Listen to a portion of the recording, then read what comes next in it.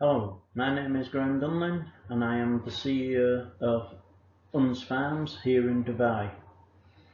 Some of you may be wondering who I am and why I am talking. Well, a brief background into myself. I started my own company back in 1980 and from then I have been the general manager or a director of several companies, taking them through from where they was to the future and streamlining the businesses. I left college in 1980 and started my own company, turned it into a large company. Then the recession in the early 1990s hit and we closed the company down, and I then went working for other companies, helping to streamline their operations. I have been in the background of the industry, mostly concentrating on growing the crops.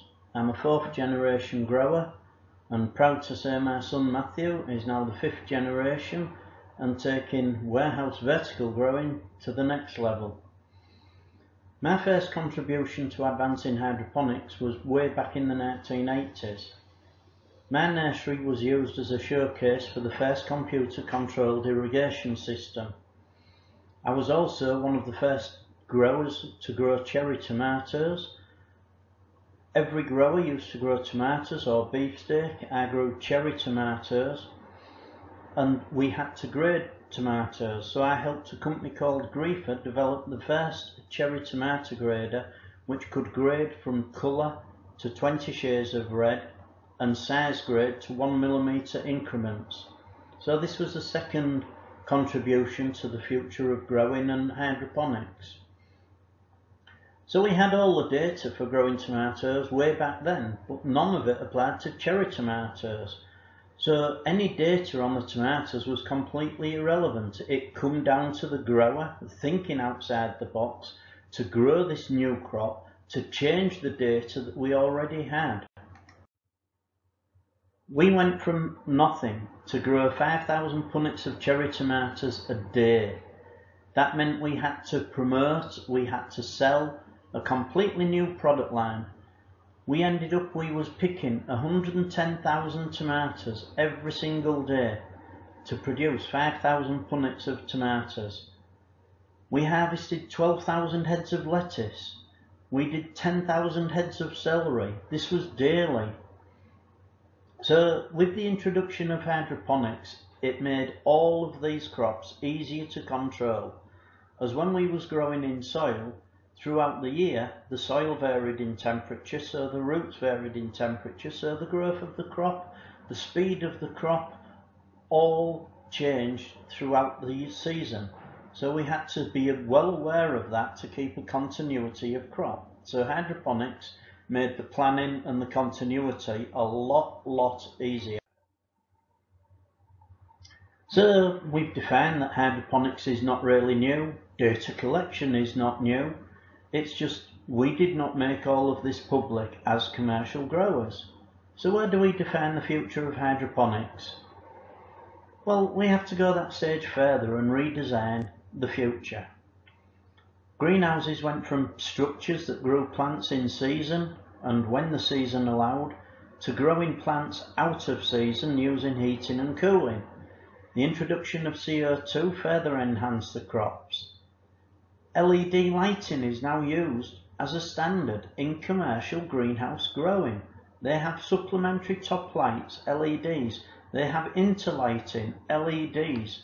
So greenhouse growers grow with the free sun, but they still use LEDs which take energy. That's my point. That brings us to the economics of warehouse growing.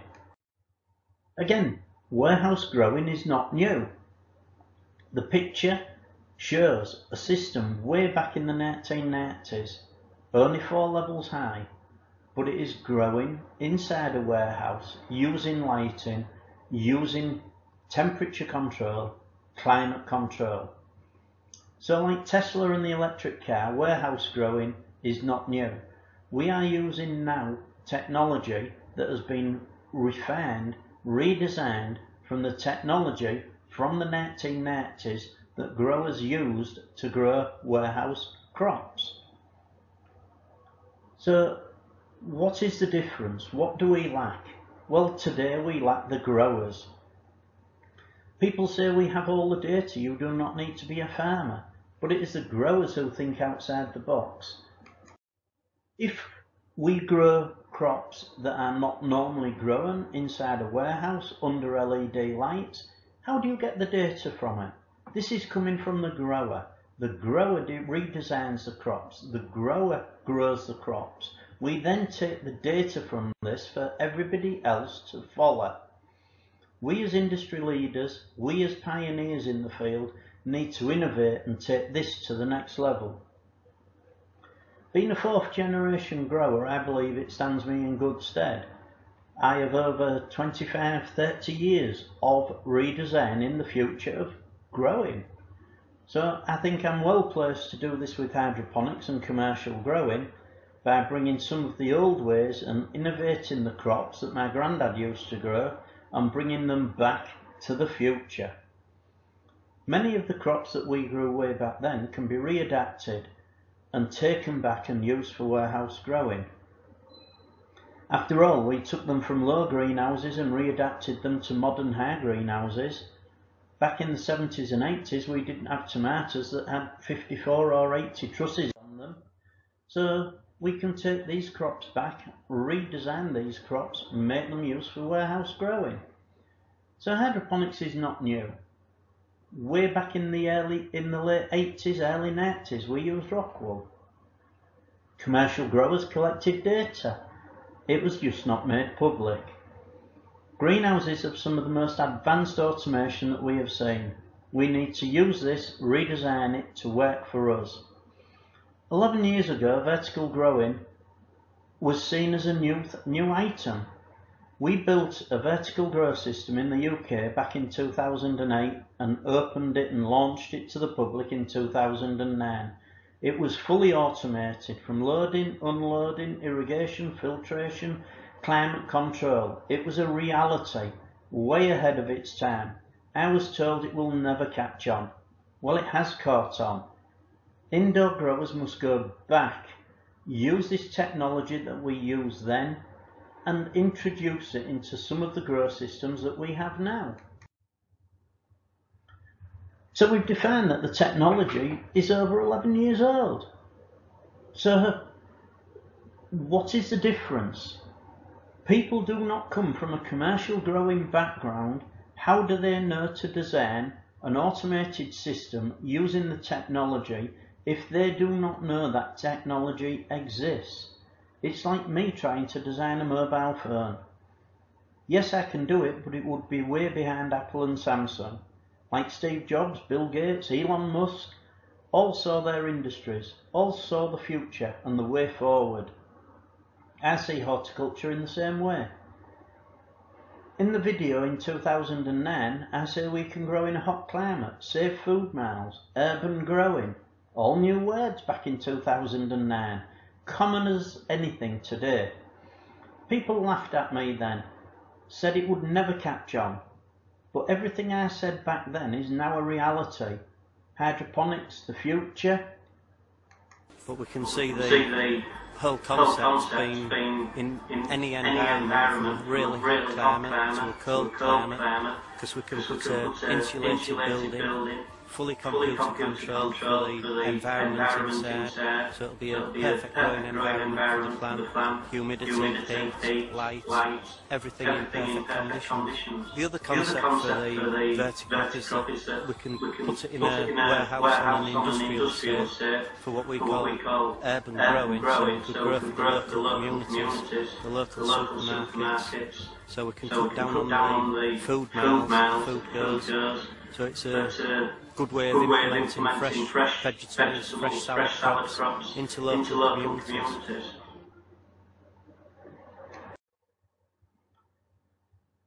So again, we defined that that was 11 years ago, and only now am I growing in Dubai, in a warehouse, urban growing. Wow, I really did see the future 11 years ago. The picture on the right was used 5 weeks ago in Horty Daily to promote the tech behind UAE's road to self-sufficiency. So imagine how proud I felt that something I helped build over 11 years ago, people still thought is good enough to use as a showcase for the industry today. When we was building this, I was often asked what Plan B was. I'm always asked, what is Plan B? What if? When I designed a cooling system for Bahrain back in 2014, which allowed us to grow tomatoes throughout the year in a greenhouse, I was asked, what is Plan B? I was asked this when we built Badia Farms, the first vertical farm in Dubai. My reply is always the same. I am doing something others have not done, so how do I know what will not work until it does not work? When and if that happens, I will solve the problem and not go to Plan B. If I go to Plan B, then why even bother with Plan A? We are building for the future. As of February 2020, I joined Unz Farms as the CEO to take them to the next level of warehouse growing and to help build the company into one of the biggest and the best in the GCC. We are now growing gourmet baby leaf salads inside a warehouse which are grown for flavour and texture. The produce is in all of the leading supermarkets here in Dubai: Spinneys, Waitrose, Gibson's Online, Union Co-op, many other supermarkets. The reason why ours is so popular is it has some flavour, has some texture. We grow a variety of mixes: a gourmet mix, a signature mix, spicy mix, healthy mix. All have different leaves, all have a distinct, unique flavour. Unz Farms are intent on bringing the flavour back to salads, just like it was in the olden days. People are having that wow factor back to salads. We are bringing old growing methods using future technology. Again, the Tesla move. Unz Farms grow in ebb and flood trays, and we grow on racks that are 7-8 levels high, 19 metres long. We have some 5,700 square metres of growing surface area. That makes Unz Farms one of the largest warehouse vertical growers in the UAE. This is reality, commercial growing facility, not an R&D facility. We grow crops that the consumer wants, the consumer enjoys. We are bringing that taste, that quality, that wow factor back to salads. So, what are Unz Farms doing? We are growing for the future. We are trying different crops so that we can grow other crops inside the warehouse, bringing the future of salads. We have no data on this. We have to be growers. We have to collect these crops. We have to collect the data. Then when we have done this, others can follow suit. Yes, we need data. We always need data. But data is not a grower. A grower has to grow the crops, the future crops. The future of hydroponics is the grower. The data will follow. Then the future and everybody else can follow suit. In 2008, I was told it would not work. I am told now my ideas will not work. So 5-10 years, we will have to wait and see if people are following me again. My name is Graham Dunlin, the future of hydroponics. Thank you very much.